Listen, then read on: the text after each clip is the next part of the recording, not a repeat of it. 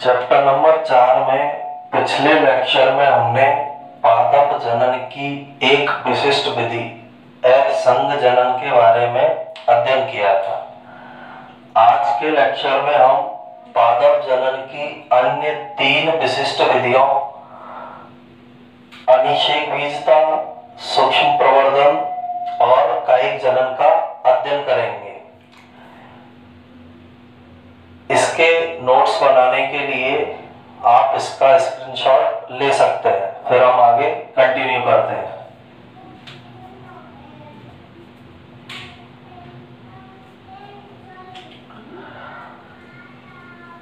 अब पादप जनन की नेक्स्ट विधि का नाम है अनिषेक बीजता या एगैमोस्पर्मी। इसकी परिभाषा इसके नाम के अंदर है। जैसे हमने इसे 3 भागों के अंदर विभाजित किया है, ए प्लस निषेक प्लस बीजता। ए का मतलब अनुपस्थित, निषेक निषेचन, बीजता बीज का निर्माण। यानी निषेचन की क्रिया के अनुपस्थित होने पर या निषेचन की क्रिया के बिना ही बीज के निर्माण की क्रिया अनिषेक बीजता कहलाती है। इस विधि में या इस क्रिया में निषेचन की क्रिया के बिना ही बीज का निर्माण होता है। इस विधि के अंदर बीजांड की किसी भी द्विगुणित कोशिका से, बीजांड के अंदर जो भी कोई भी द्विगुणित कोशिका उपस्थित है अथवा भ्रूण कोश की किसी भी कोशिका से निषेचन क्रिया के बिना बीज का निर्माण होता है। यानी बीजांड की कोई भी द्विगुणित कोशिका बीज बना सकती है, भ्रूण कोश की कोई भी कोशिका बीज बना सकती है, लेकिन यहाँ पर निषेचन की क्रिया अनुपस्थित होती है। यहाँ निषेचन की क्रिया के बिना बीजांड की किसी भी द्विगुणित कोशिका से या द्विगुणित भ्रूण कोश की किसी भी कोशिका से निषेचन के बिना बीज का निर्माण होगा। अनिषेक बीजता के द्वारा बनने वाले बीज द्विगुणित होते हैं। द्विगुणित कोशिका से बन रहे हैं इसलिए बीज द्विगुणित होंगे, लेकिन इसके अंदर बीज के अंदर जो सभी जीन है मात्र पादप के उपस्थित होते हैं। यहाँ केवल एक पौधे से बीज का निर्माण हुआ है, इसलिए केवल एक जनक पौधे के जीन उस बीज के अंदर पाए जाएंगे, दूसरे जनक पौधा के जीन उसके अंदर नहीं पाए जाते हैं। तो बीज द्विगुणित होंगे, लेकिन सभी जीन जो है जिस जनक पादप से उसका निर्माण हुआ है उसके उपस्थित होंगे। तो ये सेकंड विधि है पादप जनन की विशिष्ट विधि, जिसे अनिषेक बीजता या एगैमोस्पोरी के नाम से जाना जाता है। इसके बाद असंग जनन की तीसरी विधि है सूक्ष्म प्रवर्धन या माइक्रो प्रोपेगेशन। अब सूक्ष्म प्रवर्धन एक ऐसी क्रिया है जिसका उपयोग औषधीय पौधों और व्यावसायिक रूप से उपयोगी पौधों के बहुत अधिक संख्या में उत्पादन के लिए किया जाता है। एक छोटे से स्थान पर, छोटी सी जगह पर बहुत अधिक संख्या में व्यावसायिक रूप से उपयोगी पौधे या औषधीय महत्व के पौधों को उत्पन्न करने के लिए सूक्ष्म प्रवर्धन या माइक्रो प्रोपेगेशन विधि का उपयोग करते हैं। इस विधि में सबसे पहले हम पादप का प्रोटोप्लास्ट, सेल, ऊतक, अंग या तंत्र लेते हैं। कोई सा भी भाग लिया जा सकता है, लेकिन ज्यादातर सेल तथा ऊतक का उपयोग किया जाता है। प्रोटोप्लास्ट ले सकते हैं, कोशिका ले सकते हैं, ऊतक ले सकते हैं, अंग ले सकते हैं, तंत्र ले सकते हैं, लेकिन अधिकांशतः कोशिका और ऊतक का उपयोग किया जाएगा। इसके बाद इन संरचनाओं को लेकर निर्जमीकृत स्थिति में संरचना को संवर्धन माध्यम पर संवर्धित कराया जाता है। यानी जैसे कोई कोशिका ली है तो निर्जमीकृत स्थिति में संवर्धन माध्यम पर उसकी वृद्धि कराई जाएगी। निर्जमीकृत स्थिति का मतलब होता है ऐसी स्थिति जिसमें किसी भी प्रकार का वायरस, बैक्टीरिया, कवक, एल्गी उसे प्रभावित नहीं कर पाए। पूरी तरह से ये सभी वायरस, बैक्टीरिया, कवक, एल्गी या सूक्ष्म जीव से रहित स्थिति होनी चाहिए। उस स्थिति के अंदर संवर्धन माध्यम पर इनका संवर्धन कराया जाता है। संवर्धन कराने के बाद कोशिका या ऊतक से पात्रे संवर्धन द्वारा कैलस या प्ररोह बनता है।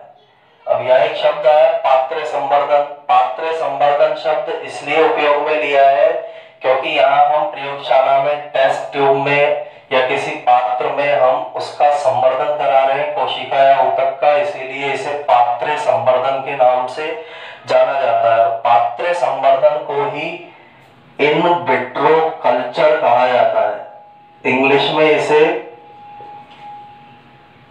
इन विट्रो कल्चर के नाम से जाना जाता है। किसी पात्र के अंदर जब कोशिका ऊतक का संवर्धन कराएंगे तो उसे पात्र संवर्धन कहते हैं। तो इनका पात्र संवर्धन कराया, तो पात्र संवर्धन कराने पर कोशिका या ऊतक से कैलस या प्ररोह बनता है। प्ररोह हम सबको पता है तना होता है, प्ररोह का मीनिंग है तना, जिससे तने भाग का निर्माण होगा, उस संरचना को प्ररोह बोलते हैं। कैलस अविभेदित तथा असंगठित सेल्स का समूह होता है। ऐसी कोशिकाएं जो अविभेदित हो, असंगठित हो, उन कोशिकाओं के समूह को कैलस कहते हैं। तो जब कोशिका या ऊतक का पात्र संवर्धन कराएंगे तो कैलस का या प्ररोह का निर्माण होगा। इसके बाद कैलस में विभेदन की क्रिया के द्वारा या प्ररोह में जड़ जनन द्वारा नवोद्भिद पादपों या प्लांटलेट्स का विकास किया जाता है। कैलस में विभेदन से नया छोटा प्लांट बनेगा या प्ररोह में जड़ के निर्माण को प्रेरित किया जाता है, जिसे जड़ जनन कहते हैं। तो इन दोनों क्रियाओं द्वारा नवोद्भिद पादपों का, छोटे छोटे पादपों का विकास किया जाता है। इसके बाद इन नवोद्भिद पादपों को वातावरण के अनुसार अनुकूलित करके इन पादपों को प्राकृतिक आवास में उगाया जाता है। यानी छोटे छोटे प्लांट सब लैब के अंदर प्राप्त कर लेंगे, उनको वातानुकूलित करेंगे, दृढ़ीकृत करेंगे और उसके बाद उन छोटे पौधों को बाहर खेत में प्राकृतिक आवास में उगाया जाता है। तो इस विधि को हम सूक्ष्म प्रवर्धन या माइक्रो प्रोपेगेशन विधि कहते हैं। अब इस विधि के कुछ महत्व है सूक्ष्म प्रवर्धन या माइक्रो प्रोपेगेशन के। जैसे सबसे पहला महत्व है, इस विधि में कम समय और सीमित स्थान में अनेक पौधों का विकास किया जा सकता है। एक छोटे से स्थान पर कम समय में बहुत सारे पौधों का विकास सूक्ष्म प्रवर्धन विधि के द्वारा किया जा सकता है। सेकंड, इस विधि के द्वारा रोग मुक्त और आर्थिक रूप से महत्वपूर्ण पौधों का विकास किया जा सकता है। ऐसे पौधे विकसित किए जा सकते हैं जो रोग मुक्त होंगे, आर्थिक रूप से महत्वपूर्ण होंगे। उन पौधों का विकास सूक्ष्म प्रवर्धन विधि के द्वारा किया जा सकता है। कुछ एग्जाम्पल है, जैसे आर्किड पौधे, इसके उत्पादन में सूक्ष्म प्रवर्धन का उपयोग करते हैं। गुलदाउदी जो पौधा है उसके उत्पादन में इस विधि का उपयोग करते हैं। ग्लेडियोलस जो पौधा है उसके उत्पादन में भी सूक्ष्म प्रवर्धन विधि का उपयोग किया जाता है। तो सेकंड मेथड है असंग जनन का, थर्ड मेथड है असंग जनन का, जिसे सूक्ष्म प्रवर्धन या माइक्रो प्रोपेगेशन कहा जाता है। इसे हम एक बार फिर से समझते हैं। इंपॉर्टेंट मेथड है। इसमें सबसे पहले हमने पादप की सेल ली। ये कोई पादप की सेल है। इस सेल को हमने एक संवर्धन माध्यम पर ग्रोथ कराया। संवर्धन माध्यम में ग्रोथ कराने पर इसकी संख्या बढ़ेगी। संख्या बढ़ने पर इस कोशिका या ऊतक से कैलस का या प्ररोह का निर्माण होता है। इस कैलस में विभेदन से या प्ररोह में जड़ जनन से नए पौधे बनते हैं, छोटे छोटे प्लांट्स इसके अंदर बनेंगे, जिन्हें पादप के नाम से जाना जाता है या प्लांटलेट्स के नाम से इन्हें जाना जाता है।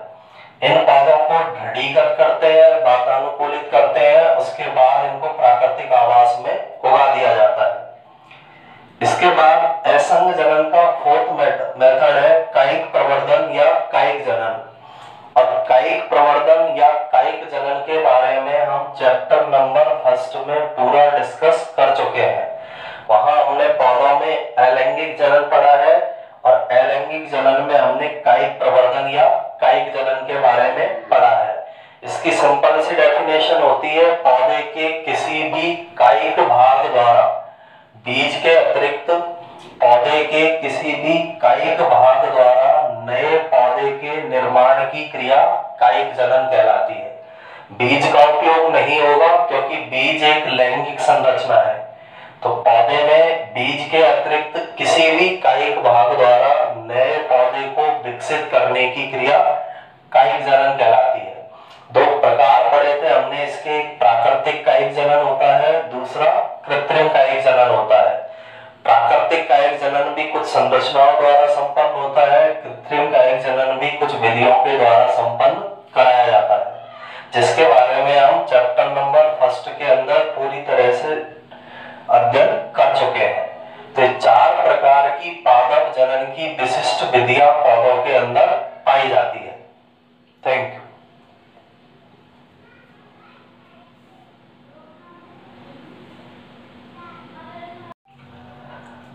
चैप्टर नंबर 4 में पिछले लेक्चर में हम पादप जनन की विशिष्ट विधियों के बारे में अध्ययन कर चुके हैं।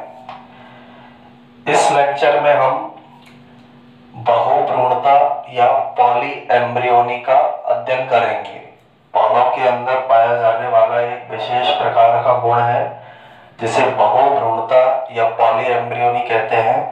उसकी स्टडी हम इस चैप्टर के अंदर करेंगे।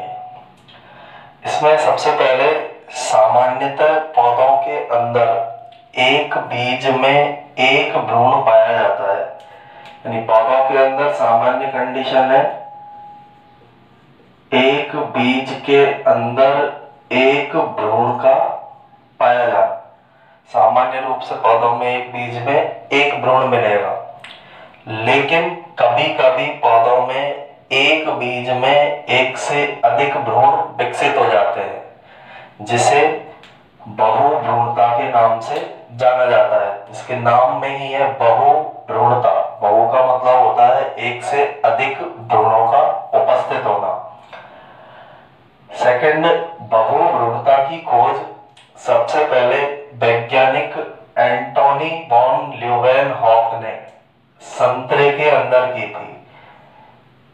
इसकी खोज संतरे के अंदर की गई थी और वैज्ञानिक एंटोनी वॉन ल्यूवेनहॉक के द्वारा इसकी खोज की गई थी। इसकी परिभाषा है, एक ही बीजांड बीज या निषेचित अंड से एक से अधिक भ्रूण विकसित होने की क्रिया बहुभ्रूणता कहलाती है।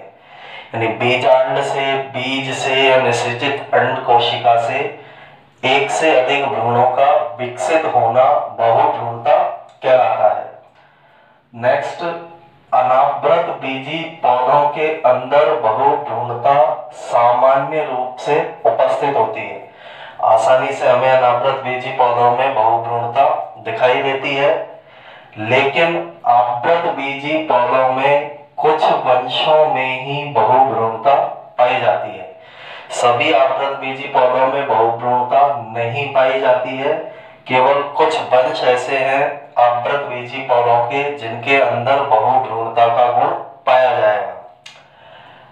इसके एग्जाम्पल है हमारे पास जिन आवृत बीजी पौधों के अंदर बहुभ्रूणता मिलेगी, नींबू, तंबाकू, प्याज और जामुन। तो नींबू में, तंबाकू में, प्याज में और जामुन में बहुभ्रूणता मिलेगी। आवृत बीजी पौधों के कुछ वंश हैं, कुछ पौधे हैं जिनके अंदर बहुभ्रूणता उपस्थित होती है। नेक्स्ट, बहुभ्रूणता में एक से अधिक भ्रूण बनते हैं, लेकिन एक ही भ्रूण परिपक्व अपरिपक्व हो पाता है और अन्य भ्रूण विकास की विभिन्न अवस्थाओं में नष्ट हो जाते हैं। एक स्वस्थ बीज जो होगा उसके अंदर एक ही भ्रूण डेवलप हो पाएगा, एक ही भ्रूण परिपक्व हो पाता है, बाकी के अन्य भ्रूण बीज के विकास की विभिन्न अवस्थाओं में नष्ट हो जाते हैं। इस गुण का एक अपवाद होता है बेंडा नामक पादप। बेंडा पौधे में बीज के अंकुरण के समय एक से अधिक परिपक्व भ्रूण उपस्थित होते हैं। सामान्यतः पौधों में बीज के अंकुरण के समय केवल एक भ्रूण मिलेगा, लेकिन बेंडा नामक पौधे में बीज के अंकुरण के समय एक से अधिक परिपक्व भ्रूण बीज में उपस्थित होते हैं। एक से अधिक परिपक्व भ्रूण बीज के अंदर बेंडा नामक पौधे में पाए जाते हैं। तो बेंडा इस गुण का अपवाद है कि एक ही भ्रूण परिपक्व होगा और अन्य भ्रूण नष्ट हो जाएंगे। बेंडा पौधे के अंदर बीज के अंकुरण के समय एक से अधिक परिपक्व भ्रूण पाए जा सकते हैं। इसके बाद आवृतबीजी पौधों में बहुभ्रूणता की उत्पत्ति के कुछ कारण होते हैं। यानी आवृतबीजी पौधों के अंदर बहुभ्रूणता कुछ कारणों से उत्पन्न होती है, जिसमें सबसे पहला कारण होता है विदलन बहुभ्रूणता। फर्स्ट कारण जिसके कारण से आवृतबीजी पौधों में बहुभ्रूणता उत्पन्न होगी वह है विदलन बहुभ्रूणता। सेकंड, भ्रूण कोश में अंड कोशिका के अतिरिक्त अन्य कोशिकाओं से भ्रूण का निर्माण होने पर भी आवृतबीजी पौधों में बहुभ्रूणता उत्पन्न होती है। तो यह आवृतबीजी पौधों के अंदर बहुभ्रूणता की उत्पत्ति का सेकंड कारण है। तीसरा इसका कारण होता है बीजांड में एक से अधिक भ्रूण कोशों का विकास होने पर पौधों में बहुभ्रूणता उत्पन्न हो जाती है। जो बीजांड है उसके अंदर सामान्य रूप से एक भ्रूण कोश विकसित होता है, लेकिन कभी कभी बीजांड में एक से अधिक भ्रूण कोश विकसित हो जाएंगे, जिसके कारण उस पौधे में बहुभ्रूणता उत्पन्न हो जाती है। नेक्स्ट, चौथा इसका रीजन होता है बीजांड की बीजाणुद्भिद कोशिकाओं की सक्रियता से भी बहुभ्रूणता उत्पन्न होती है। बीजांड के अंदर जो बीजाणुद्भिद कोशिकाएं पाई जा रही है उनके कारण भी बहुभ्रूणता उत्पन्न हो सकती है। तो इन चार कारणों से आवृतबीजी पौधों में बहुभ्रूणता की उत्पत्ति होती है। इनमें सबसे फर्स्ट कारण के बारे में पहले हम डिस्कशन करेंगे, जिसे हम विदलन बहुभ्रूणता कहते हैं। अब इसके नाम के अंदर ही विदलन शब्द का मतलब होता है टूटना। तो इस विदलन बहुभ्रूणता में युग्मनज या प्राक भ्रूण से पहले की अवस्था को हम प्राक भ्रूण बोलते हैं, जिससे भ्रूण का डेवलपमेंट होगा। तो युग्मनज या प्राक भ्रूण में विदलन होगा, युग्मनज या प्राक भ्रूण टूट जाता है और उनके टूटने के कारण बीज में एक से अधिक भ्रूणों का विकास हो जाता है। तो विदलन बहुभ्रूणता में युग्मनज या प्राक भ्रूण टूटेगा, उनके टूटने के कारण बीज में एक से अधिक भ्रूण विकसित हो जाते हैं। फिर एक पौधा है ऑर्किड यूलोफिया, ऑर्किड पौधों के अंदर ये आता है। इसमें विदलन बहुभ्रूणता 3 प्रकार की पाई जाती है। यूलोफिया नामक पौधे के अंदर विदलन बहुभ्रूणता 3 प्रकार की उपस्थित हो सकती है, 3 प्रकार से उत्पन्न होती है। सबसे फर्स्ट यूलोफिया में युग्मनज में अनियमित विभाजन होते हैं। युग्मनज जो स्ट्रक्चर है उसके अंदर अनियमित विभाजन होंगे, जिससे कोशिकाओं के पिंड का निर्माण होता है। जैसे युग्मनज है, युग्मनज के अंदर अनियमित विभाजन हुए तो इस युग्मनज में कोशिकाओं के पिंड बन जाते हैं। इस तरह से कोशिकाओं के बहुत सारे पिंडों का निर्माण इसके अंदर हो जाता है। इन कोशिकाओं के पिंडों में से निभाग भाग की तरफ उपस्थित कोशिकाओं की वृद्धि होती है और उनकी वृद्धि होने से अनेक भ्रूणों का निर्माण होता है। युग्मनज है, युग्मनज की कोशिकाओं में अनियमित विभाजन होंगे जिससे कोशिकाओं के पिंड बनेंगे। ऐसी कोशिकाओं के पिंड जो निभाग भाग की तरफ उपस्थित है उनके अंदर वृद्धि होगी, उन कोशिकाओं में वृद्धि होगी और उनसे अनेक भ्रूणों का निर्माण हो जाता है। तो पहला तरीका यूलोफिया के अंदर इस प्रकार का पाया जाता है। सेकंड, इसके अंदर प्राक भ्रूण से कलिका या अतिवृद्धियां निकलती है जिससे अनेक भ्रूण बनते हैं। भ्रूण से पहले की स्ट्रक्चर प्राक भ्रूण या प्रो एम्ब्रियो से बोला जाता है। तो प्रो एम्ब्रियो के अंदर अनेक कलिकाएं या अतिवृद्धि निकलेगी। जैसे प्रो एम्ब्रियो है, इसमें इस तरह से अतिवृद्धियां निकलती है और इन कलिकाओं या अतिवृद्धियों के द्वारा अनेक भ्रूणों का निर्माण कर लिया जाता है। सेकंड, इसके अंदर तरीका होता है प्राक भ्रूण से कलिका या अतिवृद्धि निकलेगी जिससे अनेक भ्रूण बन जाते हैं। तीसरा, प्राक भ्रूण शाखित हो जाता है और प्रत्येक शाखा से भ्रूण का निर्माण होगा। प्राक भ्रूण के अंदर ब्रांचिंग हो जाएगी, प्राक भ्रूण शाखाओं में विभाजित हो जाता है और हर शाखा एक नए भ्रूण के रूप में विकसित होती है। तो इन तीन प्रकार से यूलोफिया पौधे के अंदर विदलन बहुभ्रूणता संपन्न होती है या विदलन बहुभ्रूणता इनके अंदर पाई जाती है। इसके बाद सेकंड, आवृतबीजी पौधों के अंदर बहुभ्रूणता के उत्पन्न होने का कारण है भ्रूण कोश में अंड कोशिका के अतिरिक्त अन्य कोशिकाओं से भ्रूण का निर्माण। यानी भ्रूण कोश में हम सबको पता है अंड कोशिका में जब नर युग्मक आके मिलेगा तो उससे भ्रूण बनता है, लेकिन कभी कभी अंड कोशिका के अतिरिक्त अन्य कोशिकाएं, जैसे अन्य कोशिका में हम एग्जांपल ले सकते हैं सहायक कोशिका का, तो सहायक कोशिका से भी भ्रूण का निर्माण हो जाता है जिससे उस पौधे के अंदर बहुभ्रूणता उत्पन्न होती है। अब इस सेकंड वाले तरीके में भी दो प्रकार के भ्रूण का फॉर्मेशन या निर्माण होगा। यदि सहायक कोशिका का निषेचन हो जाता है, यहाँ सहायक कोशिका से भ्रूण बनेगा, यदि सहायक कोशिका का निषेचन होगा तो निषेचित सहायक कोशिका से बनने वाला भ्रूण द्विगुणित होता है, क्योंकि उसके अंदर एन जो क्रोमोसोम नंबर है वो नर युग्मक का आ जाता है, एन खुद का होता है, इसलिए यहाँ पर द्विगुणित भ्रूण का निर्माण होता है और इसका एग्जाम्पल एरिस्टोलोकिया ब्रैक्टिएटा है। तो यदि सहायक कोशिका का निषेचन होगा तो उससे बनने वाला भ्रूण द्विगुणित होता है। सेकंड, यदि सहायक कोशिका अनिषेचित होती है, सहायक कोशिका का निषेचन नहीं होता है, तो उससे बनने वाला भ्रूण अगुणित होता है, क्योंकि उसमें केवल सहायक कोशिकाओं के क्रोमोसोम रहेंगे, अगुणित क्रोमोसोम संख्या रहेगी, इसलिए अनिषेचित सहायक कोशिकाओं से बनने वाले भ्रूण अगुणित होते हैं। और अगुणित भ्रूण का एग्जाम्पल है आर्जीमोन मैक्सिकाना। इस प्लांट के अंदर अनिषेचित सहायक कोशिका से अगुणित भ्रूण का निर्माण होता है। तो दूसरा मेथड, दूसरा तरीका है जिससे आवृतबीजी पौधों के अंदर बहुभ्रूणता उत्पन्न होती है। इसके नोट्स बनाने के लिए आप इसका स्क्रीनशॉट ले सकते हैं।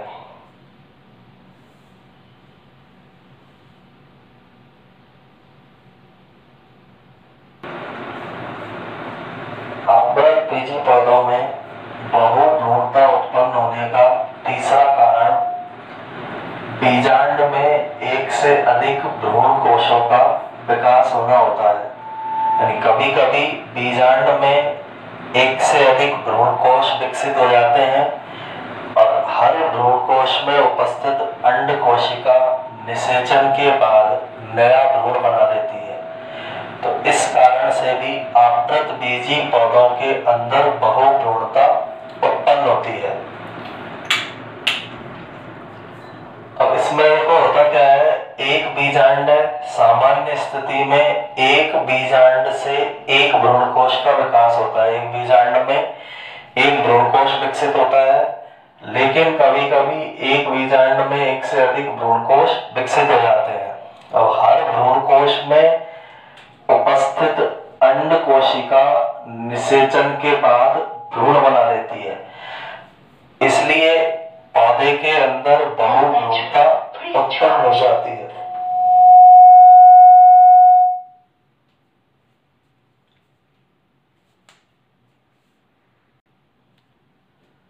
सामान्य स्थिति में एक बीजांड से एक भ्रूणकोष बनता है, लेकिन कभी कभी एक बीजांड में एक से अधिक भ्रूणकोष विकसित हो जाता है। हर भ्रूणकोष में उपस्थित अंड कोशिका निषेचन के बाद एक भ्रूण बना देगी, इसलिए इस प्रकार के पौधे में बहुभ्रूणता का गुण पाया जाता है।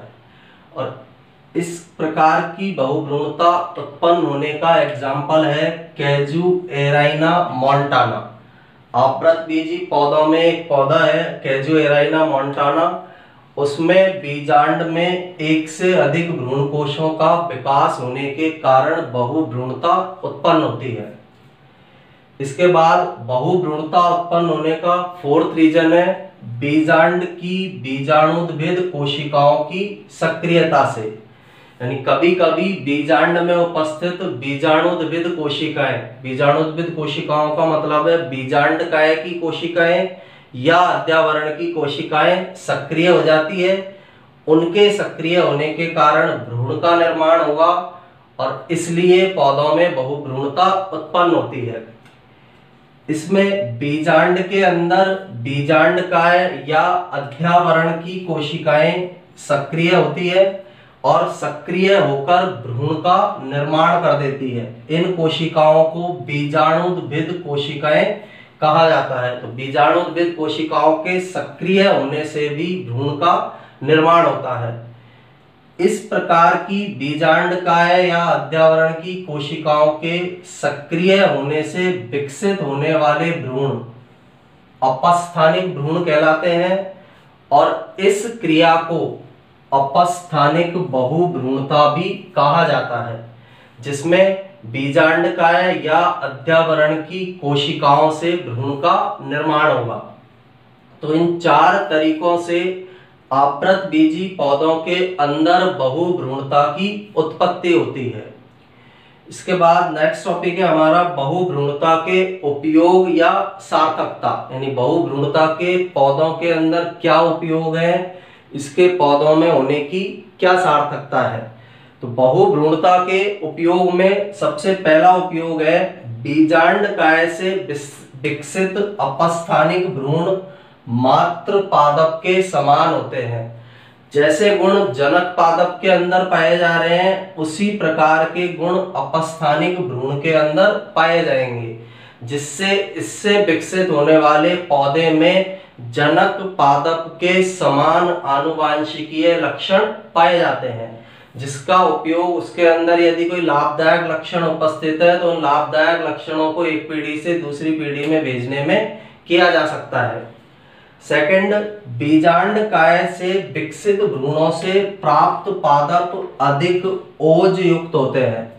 बीजांड काय से जो भ्रूण बनेंगे उन भ्रूणों से जिन पौधों का विकास होगा उन पौधों में अधिक ओज पाया जाता है। ओज का मतलब होता है शक्ति। उनमें प्रतिरोधक क्षमता ज्यादा पाई जाती है। रोगों से लड़ने के लिए, वातावरण की परिस्थितियों से लड़ने के लिए उनमें प्रतिरोधक क्षमता अधिक मात्रा में पाई जाती है। तो इससे विकसित होने वाले जो भ्रूण हैं उनसे प्राप्त पादप अधिक ओजयुक्त प्राप्त होते हैं। तीसरा, बीजांड काय से विकसित भ्रूण रोग रहित होते हैं। बीजांड काय से जो भी भ्रूण विकसित होंगे, पौधे के अंदर कोई भी यदि रोग है तो वह रोग उस भ्रूण के अंदर नहीं पाया जाता है, उस भ्रूण में वह रोग एब्सेंट होगा। इसी कारण नींबू के पौधे में वायरस रहित क्लोन प्राप्त करने के लिए बीजांड काय संवर्धन का उपयोग किया जाता है। नींबू में हमें वायरस रहित पौधे प्राप्त करने हैं, वायरस रहित क्लोन प्राप्त करने हैं, तो उन्हें प्राप्त करने के लिए बीजांड काय संवर्धन विधि का उपयोग करते हैं, क्योंकि बीजांड काय से विकसित होने वाले भ्रूण रोग रहित होते हैं। फोर्थ, अगुणित भ्रूण कोशिका विज्ञान के क्षेत्र में महत्वपूर्ण होते हैं। जो अगुणित भ्रूण प्राप्त हो रहे हैं वो कोशिका विज्ञान या साइटोलॉजी के फील्ड में महत्वपूर्ण है।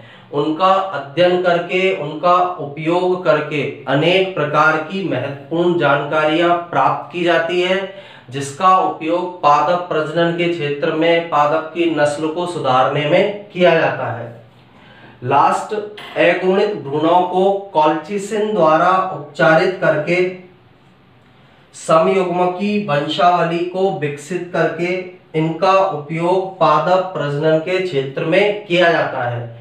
जो अगुणित भ्रूण प्राप्त हो रहे हैं उन्हें केमिकल होता है कॉल्चिसिन, उस कॉल्चिसिन केमिकल के द्वारा उपचारित करते हैं, जिससे इन पौधों की समयुग्मकी वंशावली प्राप्त होती है। समयुग्मकी वंशावली का मतलब है ऐसे एक पीढ़ी से दूसरी पीढ़ी, तीसरी पीढ़ी प्राप्त की जाएगी जिनके अंदर युग्मक समान होते हैं। लगातार अनेक पीढ़ियों में जब युग्मक समान होंगे उसे समयुग्मकी वंशावली कहते हैं। तो समयुग्मकी वंशावली को विकसित किया जाएगा कॉल्चिसिन द्वारा। अगुणित भ्रूणों पर कॉल्चिसिन का उपयोग करेंगे और फिर इस समयुग्मकी वंशावली का उपयोग पादप प्रजनन के क्षेत्र में किया जाता है। जब हमें समयुग्मकी वंशावली प्राप्त हो जाएगी, कुछ पीढ़ियां इसकी हमको प्राप्त हो जाती है इस प्रकार की जिनमें समान प्रकार के युग्मक पाए जा रहे हैं, तो इस समयुग्मकी वंशावली का उपयोग पादप प्रजनन के क्षेत्र के अंदर किया जाता है। तो इस तरह से कुछ महत्वपूर्ण उपयोग बहुभ्रूणता के पौधों में होते हैं, या बहुभ्रूणता कुछ कारणों से पौधों में सार्थक होती है। और इस टॉपिक के बाद हमारा 4th चैप्टर पादप जनन की विशिष्ट विधियां कंप्लीट होता है। इसके बाद हम नेक्स्ट लेक्चर में 5th चैप्टर को स्टार्ट करेंगे, और इसके नोट्स बनाने के लिए आप इसका स्क्रीनशॉट ले सकते हैं।